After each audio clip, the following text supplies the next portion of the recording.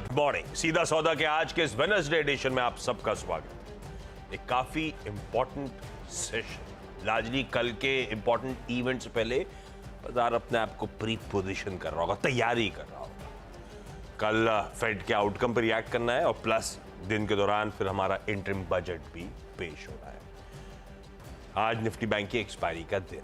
खैर, इंडिकेशंस हैं कि हम वॉलेटिलिटी के बीच परसों बहुत चले, कल अचानक गिरते चले गए, दिन के लोज पे जाके बंद हुए और आज फ्लैट खुलने के इंडिकेशन आ रहे हैं। तो वॉलेटिलिटी के बीच से जूझते हुए हम हैं। और इस बीच समीकरण क्या है, पिच ग्राउंड सारा मूड मॉल दिखाई डॉक्टर साहब। इस बीच चाइना के PMI numbers almost in line आते हुए, वो अभी आज मैन्युफैक्चरिंग नंबर्स आ रहे थे, वो आपकी स्क्रीन पर है। जैसा एक्सपेक्टेड था लार्जली वैसे ही आया। तो इस बार कोई खास डिसअपॉइंटमेंट नहीं है एटलीस्ट वहां से। खैर, पिच दिखाई जरा, स्टेडियम दिखाई, मूड मॉल दिखाई डॉक्टर साहब क्विकली। आंकड़े तो कहते हैं मिला जुला मूड है, कोई नैस्डैक पिटा हुआ, कोई डाउ चला हुआ, पर पिच दरअसल कैसी है, दिखने में कैसी है? हाँ, ये हरी हरी दिख रही है, लग रहा है घास रात भर। क्या मामला क्या है? पेंट जैसा गिर गया एकदम से, खराब है क्या पिच? नहीं, पिच बहुत अच्छी है। तो अच्छा, ये ऊपर सरफेस ऐसा दिख रहा है, मिला जुला सरफेस ऐसा दिख रहा है, लाइट का शेड पड़ रहा है। आंकड़े देख के तो ऐसा लग रहा है नैस्डैक गिरा, फिर आज सुबह के फ्यूचर गिरे, तो अच्छी क्यों लग रही है? ये मैंने कल आपको एक थ्योरी बताई थी कि छोटे छोटे कॉन्फ्लिक्ट के बाद बड़े झगड़े नहीं होते हैं। तो मार्केट थोड़ा बहुत ऊपर नीचे अपना अपना कर रहा है, फ्लैट बंद हुआ या कल हुआ बड़ा 50 पॉइंट नीचे, 100 पॉइंट नीचे हो गया। देखिए, आज बहुत बड़ा दिन है। आज फेड के फैसले आने हैं, आधा दर्जन बड़ी टॉप टेक्नोलॉजी कंपनीज के रिजल्ट्स आने हैं। तो मार्केट अपने आप को रिपोजिशन कर रहा है, सावधानी पूर्वक बैठा हुआ है। ये एकदम बहुत अच्छी बात है। कल 2 रिजल्ट आए, वो उसमें रिजल्ट तो अच्छे थे, गाइडेंस अच्छा नहीं दिया उन्होंने, थोड़ा सावधान कर दिया उन्होंने, माइक्रोसॉफ्ट ने और गूगल ने। तो उसकी वजह से थोड़ा थोड़ा उनके स्टॉक गिर गए और इंडेक्स थोड़ा नीचे हुआ। दारोमदार पूरा इस बात पे है कि फेड क्या बोलता है, करेगा कुछ नहीं, वो स्टेबल रहेगी रेट्स। लेकिन आगे क्या बोलता है 2024 के लिए, चूँकि इस साल की पहली पॉलिसी है तो इसमें एनुअल गाइडेंस भी देते हैं वो बहुत इंपॉर्टेंट। मार्केट इसीलिए अपने आप को बहुत सावधानीपूर्वक देख रहा है। लेकिन जो नंबर्स बता रहे हैं कि भाई देखो इकॉनमी बहुत स्ट्रांग है, जॉब ओपनिंग्स वहाँ अभी भी बनी हुई हैं, सेंटिमेंट पॉजिटिव है, तो बहुत बड़ी कोई दिक्कत वाली बात नहीं दिख रही है। लेकिन नंबर्स जो हैं वो ये इंडिकेट कर रहे हैं कि क्या जून में कट होगा या उसके बाद कट होगा, ये मार्केट सुनना चाहता है, एक आइडिया लेना चाहता है। सारा कुछ इसी पे है। हाँ, अगर कोई गुगली मार दी फेड ने तब मार्केट का मूड ख़राब हो जाएगा। इसलिए मार्केट थोड़ा सावधान है, आशावादी तरीके से सावधानी बरत रहा है। तो इसलिए मुझे नहीं लगता कि बहुत दिक्कत है। IMF के गाइडेंस बहुत इंपॉर्टेंट है। तो मार्केट तो अपने यहाँ ठीक है, अपने यहाँ भी ठीक है। अपने यहाँ क्या एक दो लोग आके मूड ख़राब कर देते हैं। अब आज देखो क्या होता है। और अपने यहाँ बजट भी है, हालांकि बजट में वैसा कुछ खास होने वाला नहीं है। ठीक बात है भाई साहब। ये है मोटा मोटी ग्लोबली मूड।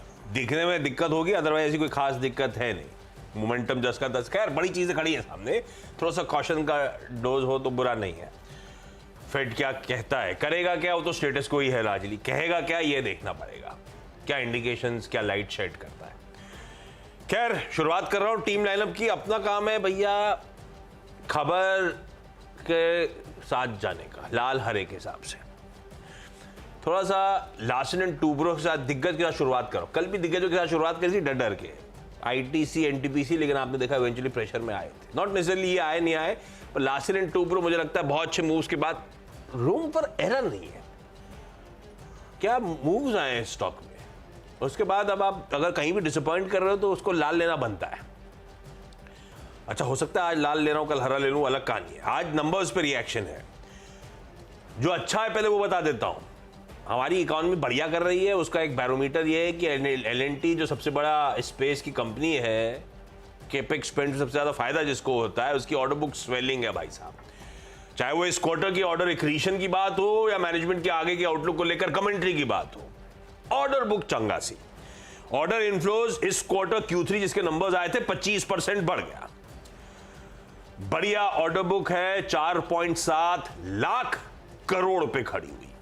मैनेजमेंट कॉन्फिडेंट है कि पूरे साल में भी 20% की ग्रोथ हम डिलीवर करके दिखाएंगे। खैर, वो अपनी जगह जो होगा होगा। यहां तक की स्थिति बढ़िया है। दूसरा, ऐसा भी नहीं है कि एग्जीक्यूशन ठंडा पड़ा हो।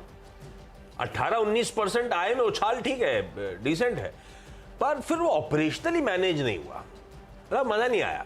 मार्जिन्स कॉन्ट्रैक्ट करे भाई, लार्जली स्ट्रीट मारना था, मार्जिन्स इंटैक्ट रहेंगे या कुछ 10-20 बेसिस पॉइंट बढ़ेंगे। 10.9% में मार्जिन्स खड़े थे, मान के चले थे हम 11% के आसपास मार्जिन्स आएंगे, मार्जिन्स गिर गए यार, 10.5% पे मार्जिन्स आए। तो कहां 11% एक्सपेक्टेशन था, कहां 10.5 आए, 50 बेसिस पॉइंट का डिसअपॉइंटमेंट है उस लिहाज से। मैनेजमेंट कह भी रहा है कि कोर मार्जिन FY25 में FY24 करंट है 8.25 से 8.5% के आसपास रहेंगे, होपिंग कि कुछ Q4 में इंप्रूवमेंट देखने को मिल सकता है, और फिर गाइड कर रहे हैं कि फर्दर इंप्रूवमेंट FY25 में होंगे। खैर, इस समय मिले जुले नंबर्स और खासतौर पे ऑपरेशनली जो थोड़ा सा डिसअपॉइंटमेंट आया, उसके चलते मैं इसको आज लाल ले रहा हूं। पर ध्यान रखिएगा, कल इंटरिम बजट है और सबसे ज्यादा मेरी नजर तो उसमें केपेक्स स्पेंड्स को लेकर है, क्योंकि पिछले कुछ बजट्स में वो 7.5 लाख 7.5 लाख का 10 लाख, तो इस बार भी इंटरिम होने के बावजूद स्ट्रीट मान के चल रहा है केपेक्स में बढ़ा। तो L&T इसीलिए बहुत ज्यादा डाउनसाइड है नहीं स्टॉक में, फिर भी नंबर्स लाल है। दूसरा, डॉक्टर रेड्डीज लेबोरेटरीज, ये अच्छा है, कोई कंप्लेन नहीं नंबर्स। इनफैक्ट मेरे ख्याल से कुछ आंकड़े तो जो एक्सपेक्ट कर रहा था बाजार, उससे बेहतर ही डिलीवर करके दिए। आए 6.5% का उछाल है, 6,900 करोड़ रुपए स्ट्रीट एक्सपेक्टेशन, आया 7,200 करोड़ रुपए के अपवर्ड्स, तो उस लिहाज से 300-325 करोड़ रुपए एक्सपेक्टेशन से बेहतर इसकी आय है, और वो पूरा पर्कुलेट होते चला गया नीचे। तो अगर स्ट्रीट मान के चल रहा था इबीटा फ्लैट होंगे ईयर ऑन ईयर, इबीटा में 7.5% का जंप है, फ्लैट एक्सपेक्टेशन 7.5%, इबीटा एब्सोल्यूट बढ़ा। इसका मतलब मार्जिन्स का परफॉर्मेंस हमारी एक्सपेक्टेशन से अच्छा है, हमारी मतलब स्ट्रीट की। सीएनबीसी वालों खुद का अनुमान नहीं, जो ब्रोकरेजेस लार्जली बड़ी बड़ी दिग्गज ब्रोकरेजेस अनुमान लेती है, उनका एक आंकड़ा लेकर, बेसिकली एवरेज लेकर हम लोग चलते हैं। लार्जली स्ट्रीट की एक्सपेक्टेशन ये चल रही है। अब उस कड़ी में क्या हुआ, मार्जिन एक्सपेक्टेड थे कि 29% वाले 40 बेसिस पॉइंट्स गिरेंगे, भाई साहब 30 बेसिस पॉइंट बढ़, जैसे L&T का उल्टा हुआ है, इसका उल्टा हुआ है, इसके मार्जिन एक्सपेंशन हुआ vis-a-vis expectation of contraction. तो मुनाफा 10-11% बढ़ा, और अच्छी बात जो फार्मास्यूटिकल कंपनी में क्लोजली वॉच आउट करी जाती है, यूएस का धंधा एक्सपेक्टेशन से बेहतर कर गया, इसीलिए ये सारे समीकरण सुधरे हुए नजर आ रहे हैं आपको। टॉप टू डाउन वो बीट है अक्रॉस नंबर्स, हरा रख दिया इसको। इसके बाद आइए तीसरा, और ये दिक्कत वाला नंबर है, और ये फिर से दिक्कत कर रहे के वोल्टास परफॉर्म करके नहीं दे रहा था, स्टॉक की चाल जो रिकवर हो जाती थी इस होप में कि शायद अब नंबर ठीक होंगे, अब नंबर ठीक होंगे। तगड़ा डिसअपॉइंटमेंट नंबर्स के फ्रंट पे भाई साहब, आय 30% बढ़ी, इनफैक्ट इवन एक्सपेक्टेशन से बेहतर बढ़ती हुई आय नजर आई, पर ये ऐसा लग रहा है मार्केट शेयर इंटैक्ट रखने की कोशिश में इन्होंने लिटरली अपने मार्जिन से इरोड कर दिए। 1%। जब आय 30% 31% बढ़ी, इबीटा 63% का डिक्लाइन, मार्जिन 3.8% वाले स्ट्रीट मान रहा था बढ़ेंगे 4.1 पे जाएंगे, 30 बेसिस पॉइंट बढ़ जाएंगे, कहां 4.1 और कहां एक्चुअल 1.1% मार्जिन, 1% मार्जिन वोल्टास के आ गए। और इसीलिए घाटा तो खैर ठीक है, हम प्रॉफिट एक्सपेक्ट कर रहे थे 70 करोड़ का, 30 करोड़ का 27 करोड़ का घाटा आ गया। वोल्टास के नंबर डिसअपॉइंटिंग, अनटिल मैनेजमेंट आके बताए ऐसा हो क्या गया एकदम से। On the face of it कमजोर, लाल लेके चल रहा हूं आज के लिए, 3 हो गए। ओके, जो मैंने चूज़ किया उसमें केन्स टेक्नोलॉजी पहला स्टॉक है, और नंबर इसके बहुत अच्छे आए हैं। 45 करोड़ का प्रॉफिट उन्होंने दिखाया है, क्वार्टर ऑन क्वार्टर भी आप देखिए 32 से बढ़ के आया है, और साल 10 साल भी आप देखिए 23 से बढ़ के आया, तो नंबर काफ़ी स्ट्रॉन्ग है इनके। 500 करोड़ का रेवेन्यू किया, लगभग डबल हो गया है, तो नंबर बहुत मजबूत है। कोचिन शिपयार्ड के भी रिजल्ट अच्छे आए, 650 के सामने 1000 करोड़ से ज़्यादा का रेवेन्यू इन्होंने दिखाया है। हालांकि उसमें अदर इनकम है, लेकिन बहुत छोटा, मिनिस्कुल 50-60 करोड़ के आदमी है। मार्जिन एक्सपेंड किया है, और मुनाफा 110 के सामने 244 करोड़ का है। यहाँ भी नंबर बहुत ही स्ट्रॉन्ग है, तो इसको ग्रीन रखिए। अभी एक वोल्टास का काउंटर है ब्लू स्टार, धुआंधार नंबर इनके भी है। 2241 करोड़ का रेवेन्यू है, 1794, यानी 18 करोड़ से बढ़ के 2200 करोड़ का रेवेन्यू, और मुनाफा 58 के सामने 100 करोड़ का दिखाया। देखिए, जो पूरी एसी मार्केट है ना, उसमें यही 2 बड़े डोमिनेंट प्लेयर हैं लिस्टेड में, लेकिन इसमें ब्लू स्टार की जो स्ट्रेटजी बिल्कुल डिफरेंट है। और वोल्टास की डिफरेंट, वोल्टास के साथ कुछ और धंधे हैं जो लेगेसी के तौर पे चलते हैं उसके साथ, लेकिन ब्लू स्टार ने एकदम अलग परफॉर्म किया है। और ये सिर्फ मार्केटिंग के बिजनेस नहीं कर रहे हैं कि इधर बनवाया, इधर लेवल चिपका, इधर बेच दिया तो मार्केटिंग मार्जिन लेंगे क्या आप।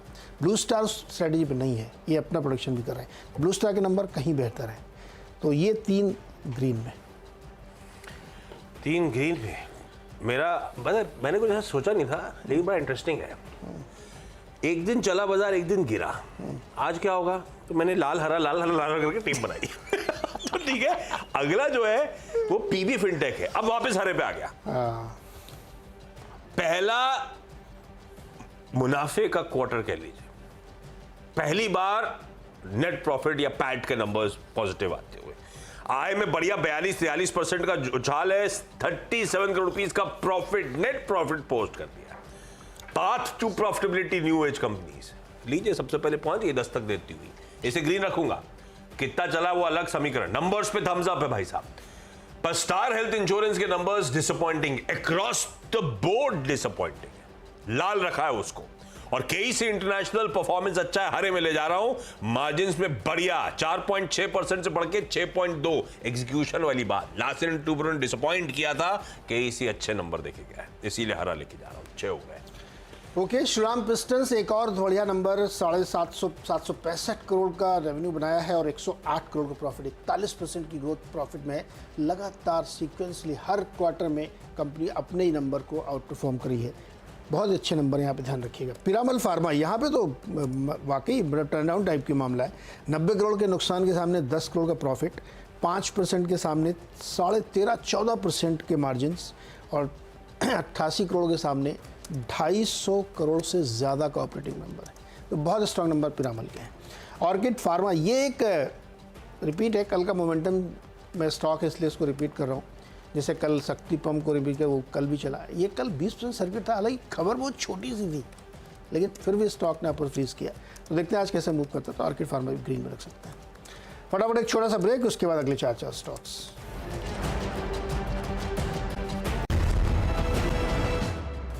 स्वागत है एक बार फिर से आपका, और फटाफट अगले 4 स्टॉक्स में। 7वां स्टॉक है केपीआईटी टेक्नोलॉजी, जिसमें HSBC की एक रिपोर्ट आई है। उन्होंने बाई कॉल दिया, टारगेट कितना पता है, 1930 रुपये। अभी चल रहा है 1457, पता नहीं क्या है ऐसा है, लेकिन ये स्टॉक वाकई बहुत अच्छा प्रदर्शन कर रहा है। उन्होंने क्या लॉजिक दिया, उन्होंने दिया नंबर बहुत रोबस्ट थे और जो प्रीमियम कमांड करें वो बिल्कुल जस्टिफाइड है। तमाम यूरोपियन मार्केट में OEM से इनको बहुत अच्छा काम धंधा मिल रहा है, तो इसको ध्यान रख सकते हैं। एस्ट्रल, इसके भी नंबर अच्छे आए हैं, अभी विस्तार से आशीष जी बताएंगे 8 बजे आपको, तो नंबर एस्ट्रल के भी रख लीजिएगा, ग्रीन में। 9th स्टॉक है कोरोमंडल, इसकी कल पिटाई हुई थी, स्टॉक 7.5% गिरा था। खबर क्या आई निकल के कि एक नई सल्फ्यूरिक एसिड का प्लांट लगाएंगे काकीनाडा आंध्र प्रदेश में। 1024 करोड़ रुपये खर्च करेंगे, 2 साल में ये हो जाएगा। इंटरनल अक्रूवल्स और लोन के जरिए ये फैक्ट्री लगेगी। हो सकता है यही खबर बुरी लगी हो, लेकिन देखते हैं, मुझे तो अच्छी लग रही खबर। मैं हर कैपेक्स को बहुत अच्छा मानता हूँ। 10वां स्टॉक है CSC, ये पावर स्टॉक है, सिर्फ मोमेंटम है इसमें, इसलिए इसको देख सकते हैं। ओके, चलिए आखिरी के 4 स्टॉक्स, वही लाल हरे के साथ ही फिर से कामकाज की शुरुआत करेंगे। फिर से SRF लाल लेके जा रहा हूं। आय 12% गिरी, EBITDA 32% गिरा, और मार्जिन एक्सपेक्टेड था कॉन्ट्रैक्ट होंगे, एक्सपेक्टेशन से ज्यादा कॉन्ट्रैक्ट हो गए। 24% वाले 18.5%, तो एक्सपेक्टेशन ज्यादा कमजोर आ गए। JB मोटर बढ़िया है यार, आय 41-42% बढ़ी, EBITDA 48% बढ़ा, तो मार्जिन 50 बेसिस पॉइंट का दरअसल इंप्रूवमेंट। पर VIP इंडस्ट्री डिसअपॉइंटिंग है, आय केवल 3-4% बढ़ी, उसके सामने EBITDA 28% गिर गया, margin almost 400-425 basis points Erode हुए, और VIP इन सब के जलवे थे। अब जाओ आप सूटकेस खरीदने तो आप रियलाइज करते हो कितने सारे ब्रांड्स और कितने एग्रेसिवली पोजीशन, मतलब गजब है सबके सब। तो अब मेरे ख्याल से इसमें भी जैसे जॉकी के साथ हुआ है ना, वही इसके साथ, वो इसके साथ रिपीट हो रहा है।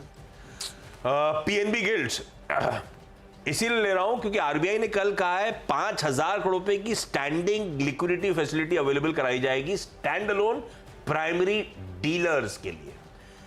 स्टैंड अलोन प्राइमरी डीलर्स 2 तरह के होते हैं, एक बैंक होते हैं डीलर्स, एक स्टैंड अलोन प्राइमरी डीलर्स। ये है आपके सामने इकलौता listed stand alone primary dealer. Basically ये स्टेप्स हैं लिक्विडिटी सपोर्ट देने के लिए, एक्सेस कराने के लिए इन सबको। अच्छी पावर है। पीएनबी गिल्ड बहुत चला हुआ स्टॉक का ध्यान रखिएगा, पर ग्रीन ही लेके चलते हैं इसका बात पे। क्विकली छोटा सा ब्रेक, 10 स्टॉक्स पूरे, ब्रेक के उस पर लौटेंगे तो टीम्स का एक क्विक रैप अप।